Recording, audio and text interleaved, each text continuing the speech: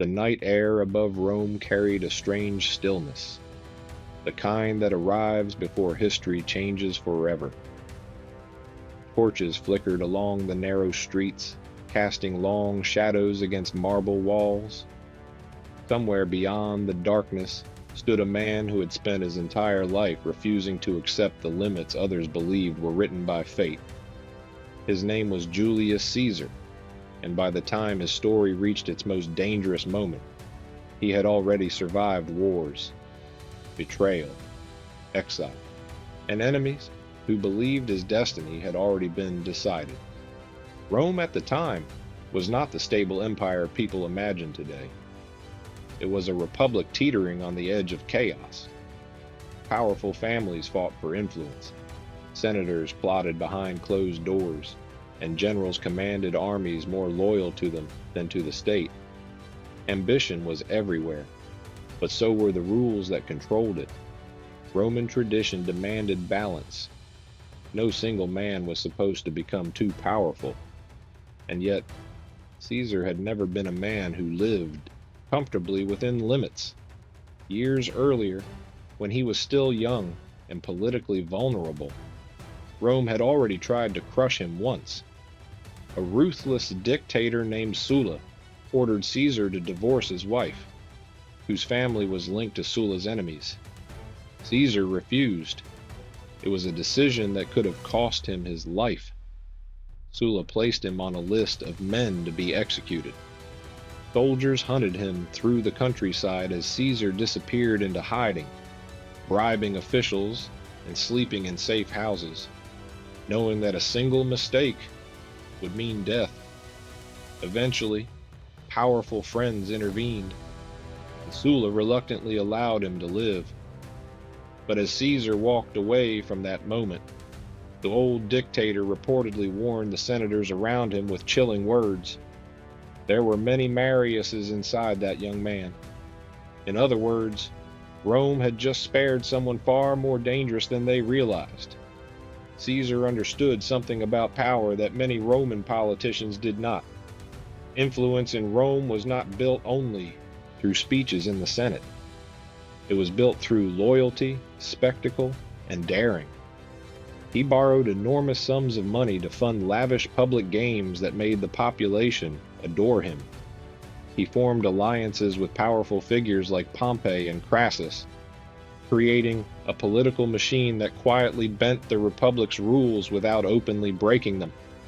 It was not luck. It was strategy.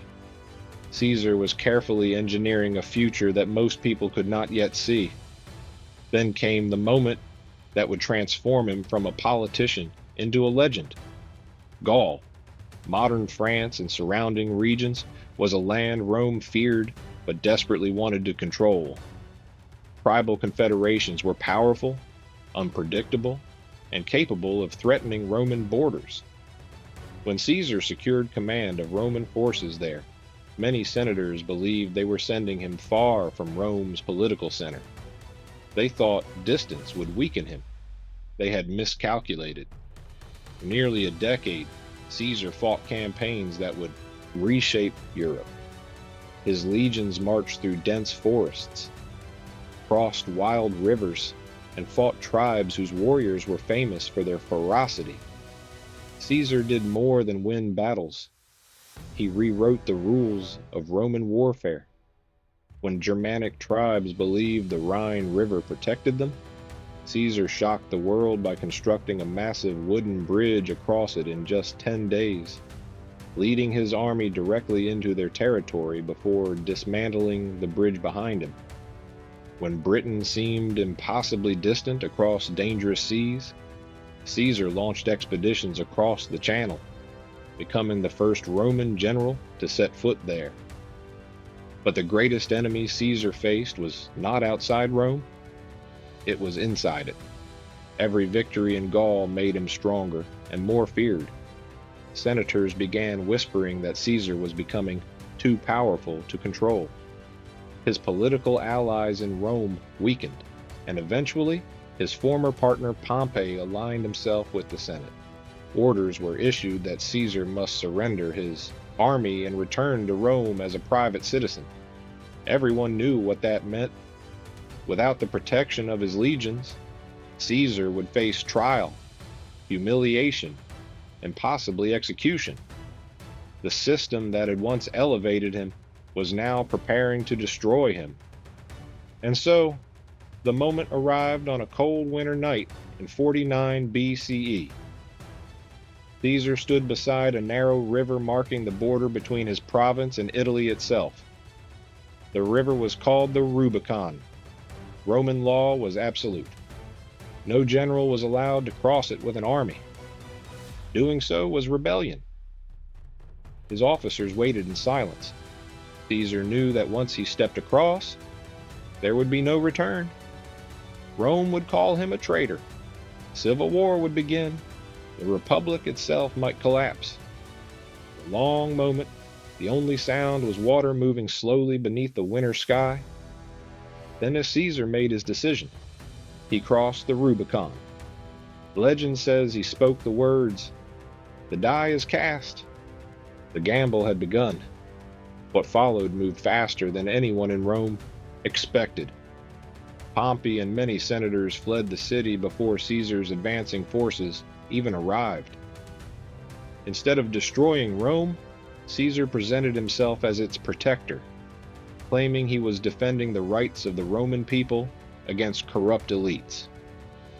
Across the Mediterranean world, armies clashed as Caesar pursued his enemies through Spain, Greece, Egypt, and North Africa. At the Battle of Pharsalus, his smaller, exhausted army faced Pompey's larger and better supplied forces. Many believed Caesar's luck had finally run out. Yet once again he engineered the impossible. Anticipating Pompey's cavalry attack, Caesar secretly prepared a reserve line of infantry trained to target enemy horsemen. When the battle erupted, that hidden tactic shattered Pompey's advantage and sent his army collapsing into chaos. Pompey fled to Egypt. He would never return.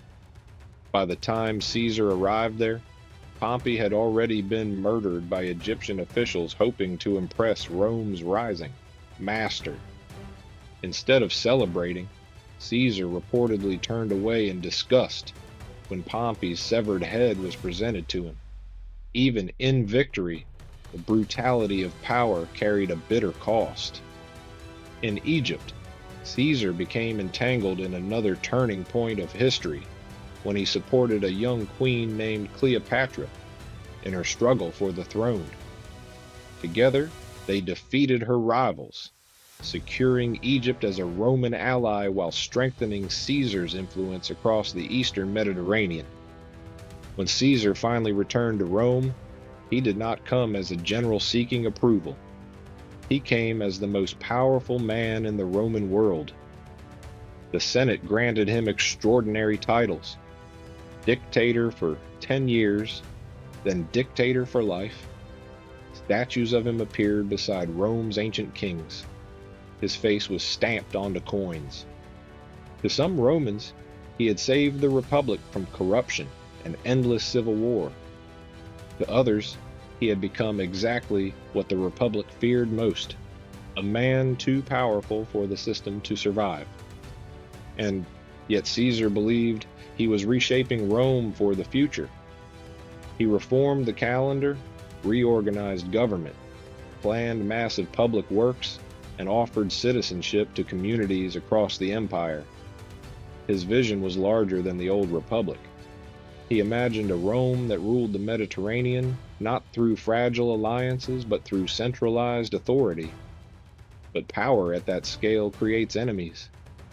In quiet rooms across Rome, senators whispered again, just as they had years earlier when Caesar first began rising through the ranks. Some believed they were defending liberty. Others feared losing their own influence. A conspiracy formed among men who believed they were saving the Republic from a king. Among them was a man Caesar trusted, Marcus Junius Brutus. On the morning of March 15th, 44 BCE, the Ides of March, Caesar entered the Senate chamber. Outside, the city continued its ordinary rhythm. Merchants opened stalls. Citizens walked through the forums. None of them knew that the fate of Rome was about to be sealed within those walls. The senators gathered around him. Then the knives appeared. 23 times they struck. The man who had defied dictators, conquered continents, crossed forbidden rivers, and reshaped the Roman world fell to the floor of the Senate he had dominated. But history rarely ends where people expect. The conspirators believed they had saved the Republic. Instead, Caesar's death triggered another cycle of civil wars even more devastating than the ones he had fought.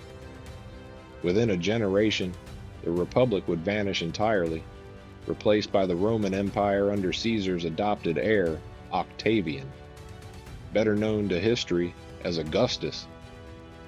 In the end, Julius Caesar may not have escaped fate after all, but he had done something even more extraordinary. He had rewritten it.